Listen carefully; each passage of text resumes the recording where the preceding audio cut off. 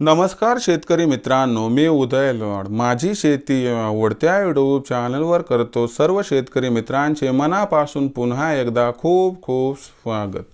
मित्रांनो, thumbnail पाहितलं, title वाचलं, मित्रांनो सामान्य कास्तकार बांधवांच्या मनातील सध्याच्या कंडिशनचा सगळ्यात महत्त्वाचा सवाल की देशांतर्गत बाजारामध्ये आता 4000च्या भावावर सध्या सोयाबीन विकावं की मग थांबावं।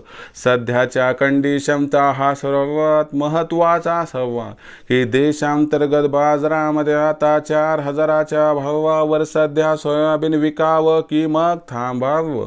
हा सवाल तुमच्या मनातला, हा सवाल माझ्या मनातला आणि आज भारतवर्षातील सामान्य कास्तकार बांधव या ठिकाणी विचारायला लागलाय की देशांतर्गत बाजारामध्ये आता 4000च्या भावावर सध्या सोयाबीन विकावं की मग थांबावं।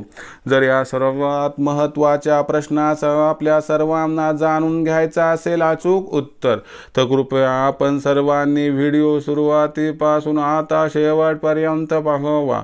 व्हिडिओ शेवटपर्यंत पाहत असताना आपल्या सर्वांना व्हिडिओ मनापासून आवडला तर लाईक करा। जास्तीत जास्त कास्तकार बांधवांपर्यंत व्हिडिओ पाठवण्यासाठी व्हिडिओला एकदा शेअर करा। सबस्क्राईब करून जरूर नोटिफिकेशन बेलला ऑल करा, याच्यामुळे येणारा प्रत्येक व्हिडिओ हा आपल्या सर्वांना या ठिकाणी सतत मिळत राहतो। बघा मित्रांनो, कास्तकार बांधवाच्या मनातील सध्याच्या कंडिशनचा सर्वात महत्त्वाचा सवाल की देशांतर्गत बाजारामध्ये आता 4000च्या भावावर सध्या सोयाबीन विकावं की मग थांबावं। जर या सर्वात महत्त्वाच्या प्रश्नाचं आपल्याला अचूक उत्तर जाणून घ्यायचं असेल तर सोयाबीनच्या बाजारभावाचं भवितव्य कसं आहे, भविष्य कसं आहे, या ठिकाणी जाणून घ्यावं लागेल। बघा मित्रांनो, तुम्ही प्रश्न विचारला की 4000च्या भाव सोयाबीन विकलं तर फायदा आहे का थांबलं तर फायदा आहे। बघा मित्रांनो, अमेरिकेमधलं उत्पादन घटलं, जागतिक बाजारातलं उत्पादन घटलं असे अंदाज आले। त्याच्यानंतर आंतरराष्ट्रीय बाजारात सोयाबीनच्या बाजारभावात तेजी आली। मी तेव्हा पण तुम्हाला म्हटलं की ही तेजी जास्त काळ टिकणार नाही। या तेजीमुळे भारतामध्ये जर या ठिकाणी बाजार समित्यात बदल झाला तर 100-200ची तेजी येऊ शकते। या तेजीमध्ये बाजारभाव 4100 4200 पर्यंत पोहोचेल सुद्धा, याची आणखीन अपेक्षा आहे। पण या ठिकाणी सोयाबीनच्या भावाने ठरवून ठेवले की आम्हाला वाढायचं नाही।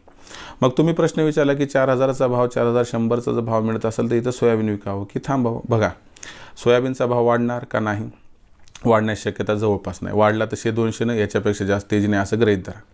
दुसरा ऑप्शन काय, आपल्याला हमी भावावर विक्री करू शकतो। आपल्याच्यानं होती का हमी भावावर विक्री, होता असेल तर डायरेक्ट करून टाका।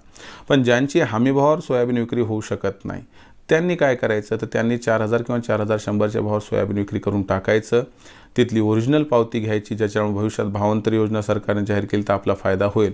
पण इथून 200-400ची तेजी येईल, मला मार्च एप्रिलमध्ये 4500चा भाव मिळेल असं काहीच होणार नाही। म्हणून तुम्हाला जर हमी भावावर सोयाबीन विकणं शक्य नाही तर डायरेक्ट 4000च्या भावावर सोयाबीन विक्री करून टाका, पावती घेऊन टाका, ओरिजिनल घ्या, ज्यामुळे फायदा होऊन जाईल।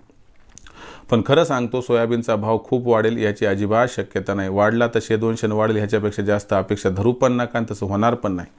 मग भविष्यात देशातील बाजारात सोयाबीनचा बाजारभाव कसा राहणार याबद्दल अधिक वाचूक माहिती प्राप्त करण्यासाठी पाहत राहा आवडते यूट्यूब चॅनल माझी शेती। व्हिडिओ आवडला असेल लाईक करा, कास्तकार बांधवांपर्यंत पाठवण्यासाठी शेअर करा, सबस्क्राईब करून नोटिफिकेशन बेलला ऑल करा, याच्यामुळे येणारा प्रत्येक व्हिडिओ आपणास सतत मिळत राहतो।